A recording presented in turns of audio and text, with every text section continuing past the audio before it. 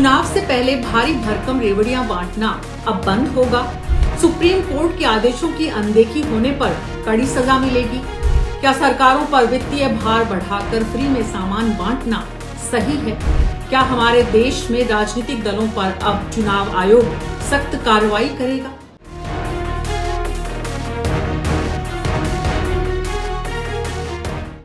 नमस्कार, मैं हूं डॉक्टर मीना शर्मा। आप देख रहे हैं न्यूज 24 और आज हम चर्चा कर रहे हैं 4 राज्य और 1 संघ शासित प्रदेश में होने वाले इसी महीने के आम चुनावों पर।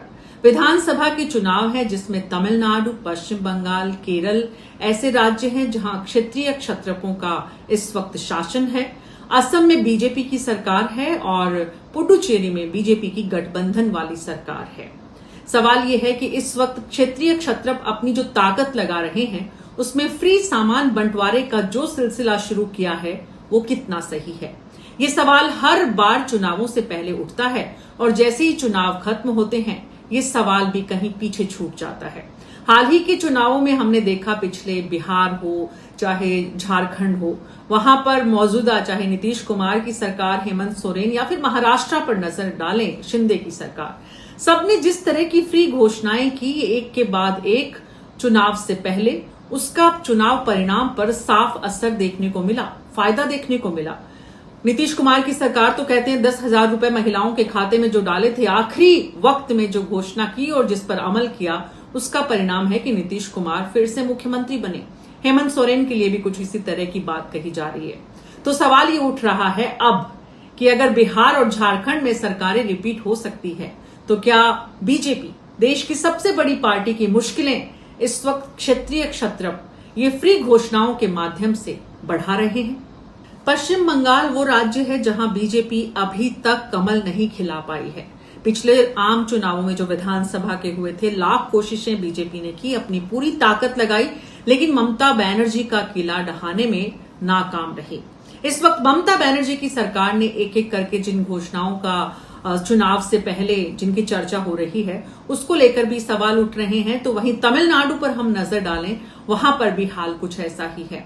तमिलनाडु की मौजूदा सरकार ने सत्ता में वापसी करने पर जिस तरह की घोषणाएं की हैं, अगर उन पर हम नजर डालें तो उसमें राज्य में राजनीतिक दलों के बीच सबसे पहले अगर हम एक होड़ जो मची हुई है उपहारों की उसको देखें तो ऑल इंडिया अन्ना द्रविड़ मुनेत्र कड़गम और द्रविड़ मुनेत्र कड़गम दोनों जो दल हैं वो वोटर्स को जबरदस्त ढंग से लुभा रहे हैं।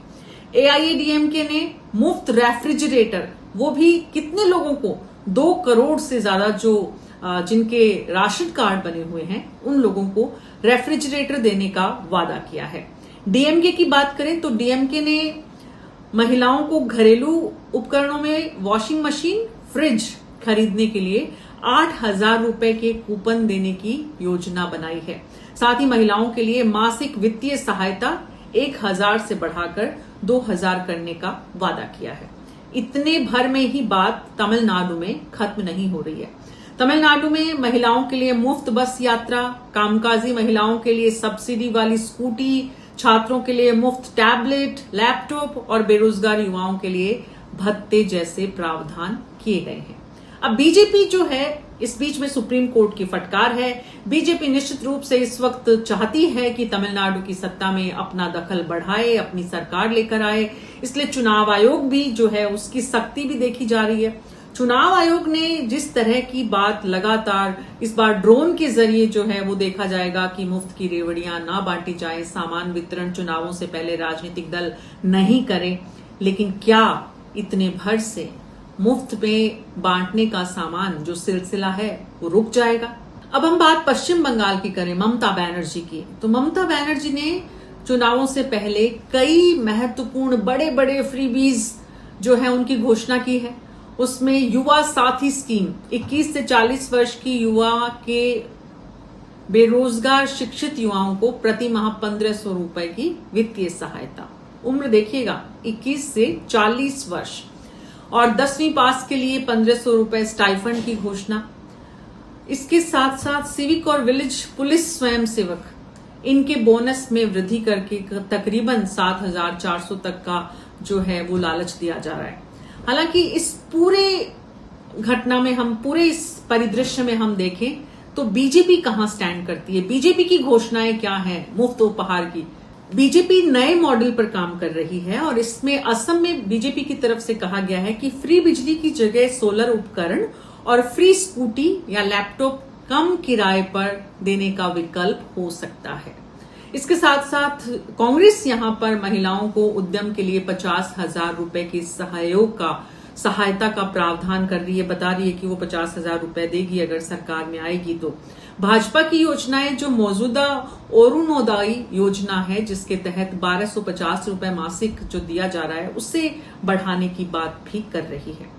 कुल मिलाकर जिस तरह का सामान बंटवारे का, और अगर हम इस बीच में केरल पर नजर डालें, केरल की तरफ नजर डालते हैं तो देखते हैं कि यहां सत्ता में आने को आतुर बीजेपी ने बहुत बड़ी चौड़ी लंबी चौड़ी घोषणाएं की हैं कि अगर वो सरकार में आती है तो गरीब महिलाओं को नगद आर्थिक सहायता तकरीबन 2,500 तक की दी जाएगी, मुफ्त एलपीजी सिलेंडर दिए जाएंगे, मुफ्त पानी 20,000 लीटर तक है वो दिया जाएगा, पेंशन जो बुजुर्गों की है उसको बढ़ा दिया जाएगा, स्वास्थ्य बीमा में आयुष्मान भारत योजना का विस्तार राज्य के सभी निवासियों तक होगा। केरल में बीजेपी हर हाल में अपना किला जो है वो बनाना चाहती है, लेकिन ये बहुत ही मुश्किल है और इसीलिए लंबी चौड़ी फहरिस्त हम यहाँ पर देख रहे हैं। हालांकि कांग्रेस और गठबंधन की देखें तो वो भी कोई छोटी लिस्ट नहीं है, लेकिन कुल मिलाकर हर तरफ जहां भी हम नजर डालते हैं 4 राज्य और 1 संघ शासित प्रदेश पुडुचेरी पर, तो वहां पर फ्री घोषणाओं की लंबी लंबी फहरिस्त है। कहीं मिक्सी दी जा रही है, कहीं फ्रिज दी जा रही है, कहीं पैसा दिया जा रहा है, कहीं अनाज, कहीं सिलेंडर, कहीं सोलर पैनल। कुल मिलाकर जो बात यह है कि ये चुनावों से पहले दी जाने वाला जो लालच है, इसको लेकर देश की सर्वोच्च अदालत ने कई बार कहा है कि ये ठीक नहीं है, ये सरकार पर आर्थिक बोझ बढ़ाना है, ये कानूनी रूप से वैधानिक और नैतिक दोनों ही नहीं है। लेकिन उसके बाद भी ये सिलसिला रुक नहीं रहा है।